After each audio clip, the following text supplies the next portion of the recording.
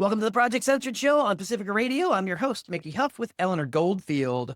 Today, the entire program is dedicated to the 17th Annual Izzy Award at Ithaca College, which will be held April 30th. And right now, I have with me on the program Victor Pickard, professor of media policy and political economy at the University of Pennsylvania's Annenberg School of Communication, where he co-directs the Media Inequality and Change Center. Victor Pickard is also a prolific author, writes a lot about the intersections of political economy of media, news media content, but also about the importance of public media and journalism in the public interest. And of course, Victor, also among the many other things he does, he is also one of the esteemed judges for the annual Izzy Award. And so, Victor Pickard, welcome back to the program. It's been a minute. Thanks for having me, Mickey. It's always good to be here. It's always great to talk with you. And I do think the last time I had you on was when we spoke about your excellent book, Democracy Without Journalism, which is, again, a must read title. For our listeners, tell us a little bit, sort of the bigger picture of why the award named after I.F. Stone is such a significant thing for the entire media landscape. It's a specific award that goes to an outstanding achievement in independent media, non-corporate, right? So why is that a significant thing, and especially maybe now? Right. You couldn't be more right about that.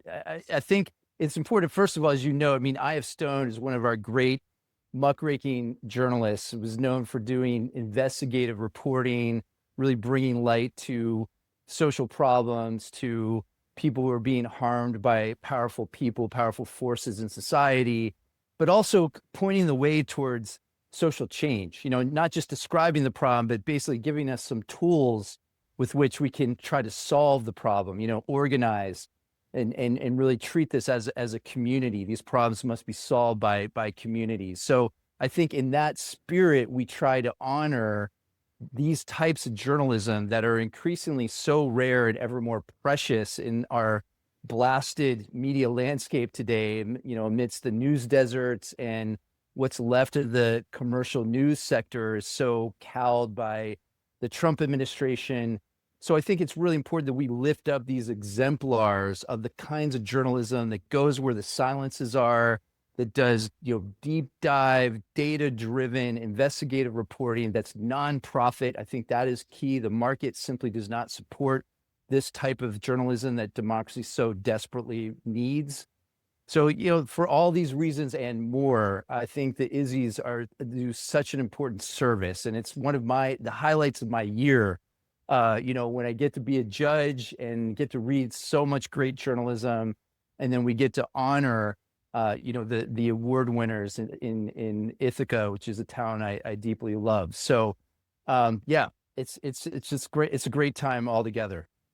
Yeah, it's an honor for me to be here at the Park Center for Independent Media. This is my first year directing the Park Center as well as Project Censored, and overseeing the judge process this year with you all was really incredible to see, and it was very heartening, difficult, but heartening to see that we got almost 90 nominations. And it's so difficult because each one of them and each one of the outlets and the people are doing exactly the kind of important work that you described is so necessary. And in that light, I think that they're all award winning in that capacity, right? About the kind of journalism we really need. But of course, we do have to winnow it down to a handful. And this year, of course, we have San Francisco Public Press and Jewish Currents, doing amazingly important work, both historically and in the present, about environmental justice, social justice, about the Israel-Palestine issue, including the weaponization of anti-Semitism here at home.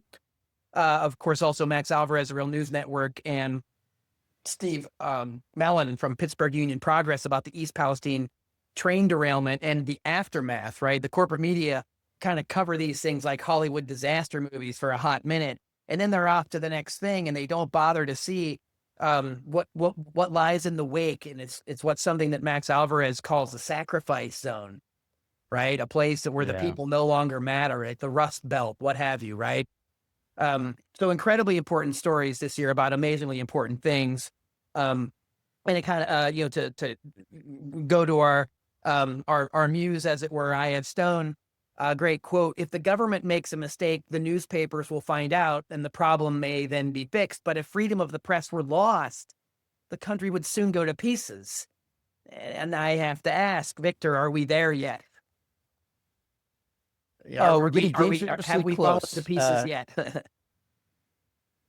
Yeah, I think we're getting there. I mean, and I think I have Stone also reminded us that all governments lie, but I think that it's important that we keep these ideals in focus, and with those benchmarks, we evaluate the media that we have today, and so much of it is so commercially driven, so profit driven that it really, democracy be damned. It's not serving our informational needs. It's basically serving those in power. And again, the market. And I think oftentimes it's those market forces that determine a lot of what we see and hear, and aren't able to, have covered it all in our media system. So, that's where I think we really need to think about how we can sustain the kind of journalism we need, how we can reinvent journalism from the ground up, and always ask the question, what should journalism be? What could it be? And, those are the kinds of normative benchmarks that I think we need to adhere to. So, Victor Pickard, that's a great segue into a piece that you wrote, dated April 15, from The Nation, thenation.com. "We must save public media to change it." You argue that we need public media more than ever.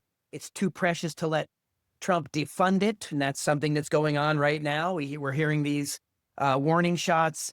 "But to live up to its democratic promise, we must support public media to serve our needs." So talk to us a little bit about what you outline in this really important piece, as we see Doge, doing controlled demolition on the government, on the weekly, we turn around and it's another thing gone and another thing gone.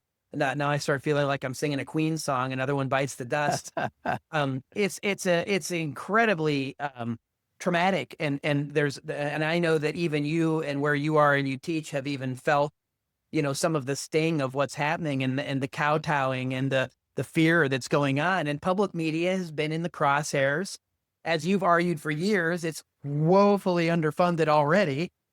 That's right. But now we have these challenges. So maybe talk to us a little bit about what some of those challenges are, in addition to like the news deserts and so on. Maybe also in your piece, you talk about just how little that we're funding it, and how much that the so-called public media relies on corporate money and underwriting and so on. Victor Pickard, tell us a little more about this.